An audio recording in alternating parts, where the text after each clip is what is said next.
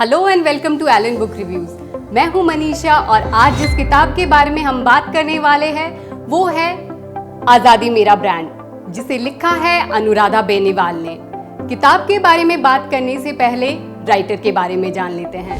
अनुराधा बेनीवाल एक renowned national chess champion है। वो हरियाणा की रहने वाली है।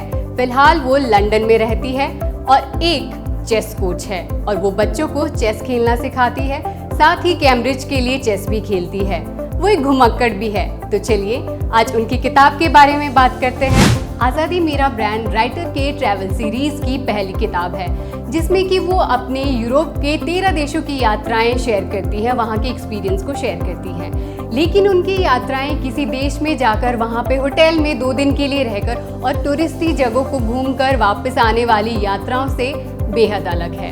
एक हरियाणवी लड़की जब परदेश में अपने मेहनत से कमाए और बचाए पैसों से घूमती है और वहाँ की गलियों को, उस शहर को, उन कस्बों को एक्सप्लोर करती है, वहाँ के कल्चर को एक्सप्लोर करती है, तो क्या होता है ये सब आपको इस किताब में पढ़ने को मिलेगा। अ रूम ऑफ वन जोन की तरह ही आज़ादी मेरा ब्रांड भी लड़कियों के फाइनेंशियली इंडिपेंडेंट होने पर जोर देती है। राइटर इस किताब में अपने होस्ट के बारे में भी लिखती है, उनसे जो चर्चाएं करती है राजनीति के बारे में, उनके देश के बारे में या फिर कल्चर के बारे में, वो बेझिझक इस किताब में शेयर करती है। राइटर इस किताब में अपने यूरोप में अलग अलग देशों की गलियों में घूमने के किस्से, वहाँ भटकने के किस्से, थकने के किस्से, थक कर फिर से उठने के चलने के किस्सों को जिस तरह से शेयर करती है, उसे पढ़ना बहुत ही मज़ेदार लगता है। सबसे मज़ेदार बात यह है कि राइटर अपनी जर्नी, अपने ट्रैवलॉग को शुरू करती है इंडिया से।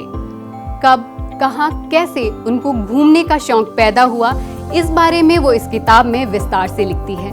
उनकी ट्रैवल राइटिंग या उनका राइटिंग स्टाइल कहें, निर्मल वर्मा जी की भी याद दिलाता है। एक इंडियन फीमेल ट्रैवल राइटर के पर्सपेक्टिव को पढ़ने के बाद लगता है कि मानो ऐसी किताब का इंतजार रीडर्स को दशकों से था।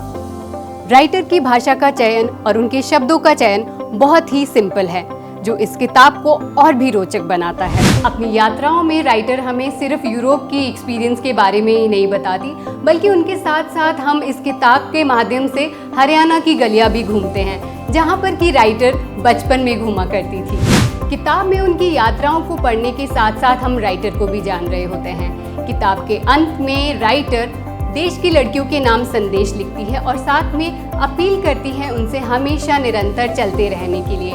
वो लड़कियों से कहती है कि अपने गांव को एक्सप्लोर करिए, अपने कस्बे को, अपने शहर को और पूरी दुनिया को एक्सप्लोर कीजिए। और साथ ही इनडायरेक्टली ये मैसेज भी देती है कि लड़कियों को फाइनेंशियली इंडिपेंडेंट होना कितना ज़रूरी है। ये किताब वैसे एक ट्रैवलॉग है, लेकिन इसमें कई सारे सोशल इश्यूज़ पर भी बात होती है, खासकर जेंडर पर।